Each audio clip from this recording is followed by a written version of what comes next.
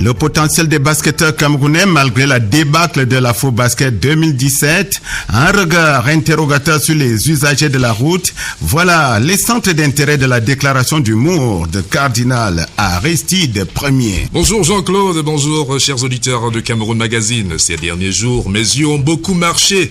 Oui, mes yeux ont parcouru l'axe Bafoussam-Bamendjou avant de balayer tout l'axe Douala-Yaoundé. Quand j'ai jeté un regard sur nos axes routiers, les passagers de ces axes m'ont fait pitié. Entre Douala et Yaoundé, à ma vue, les usagers se sont plaints de ce que la route leur est manquée de respect. Ils m'ont dit qu'ils ont bien demandé à la route Douala-Yaoundé de rester debout, mais la route a choisi de s'affaisser à Ebombe.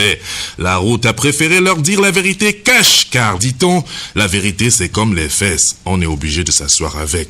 J'ai vu de mes yeux, je dis bien vu, la route humblement s'affaisser, dévoilant toute la vérité sur sa nudité, sur son derrière, j'allais dire sur son état.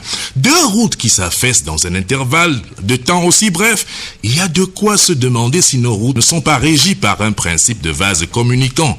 Ne communiquent-elles pas entre elles par télépathie? Car c'est comme si de Bafoussam à Ebombe, en passant par Bamendjou, elles se sont passées le mot. Selon la vision de mes yeux, en tant que voie de communication, nos routes ont le droit de communiquer et s'entendre entre elles pour s'asseoir sur leurs fesses, en attendant que nos valeureux ingénieurs viennent les relever et leur sur le derrière sur la durée. Une route qui s'affaisse, sait-on jamais, c'est peut-être une révolte contre le provisoirement définitif, ou alors le définitivement provisoire, ou tout simplement le travail effectué de façon un peu, disons, wassa. Et comme le poète nous l'a enseigné, écoutons plus souvent les choses que les êtres. La voix du feu sortant, entendons la voix de l'eau, écoutons les cris enragés de nos routes meurtries, que celui qui comprend comprenne.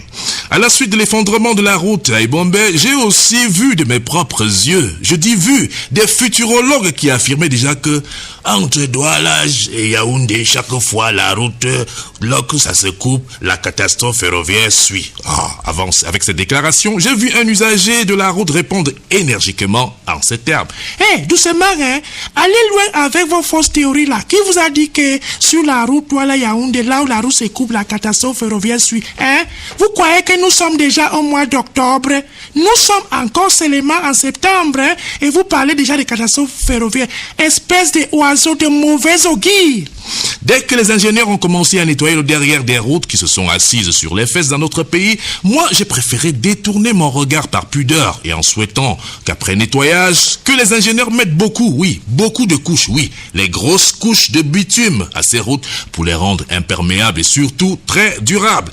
Et comme le disait un voyageur que j'ai rencontré à Ebombe, en s'asseyant sur les fesses ou tout simplement en s'affaissant, les routes de notre pays ne nous manquent pas de respect, mais nos routes nous demandent juste un peu plus de respect. Respect du code de la route, respect de la limitation des vitesses, respect des usagers, respect des panneaux de signalisation et d'interdiction, respect de l'épaisseur des chaussées, respect de toutes les normes de construction durable des ouvrages routiers. Vivement que le respect reprenne la route, car nos routes sont en rut.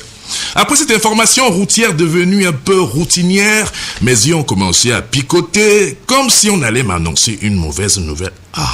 Et cette nouvelle n'a pas tardé à arriver sous mes yeux. Afro-Basket 2017, le Cameroun tombe face au Nigeria en quart de finale. Combatifs mais inexpérimentés, les Lions indomptables ont été dominés par les D-Tigers, champions d'Afrique en titre.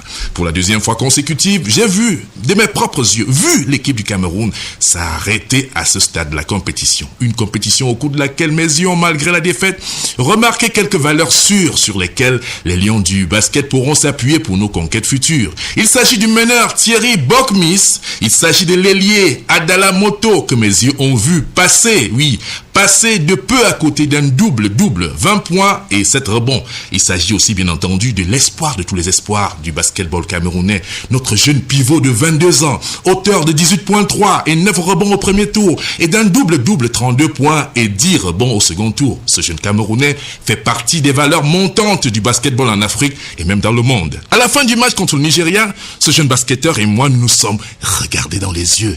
Et quand je lui ai demandé que, petit frère, ton nom c'est qui? Il m'a répondu, les yeux noyés, les yeux noyés de larmes. Grand frère, je m'appelle Benoît Mbala.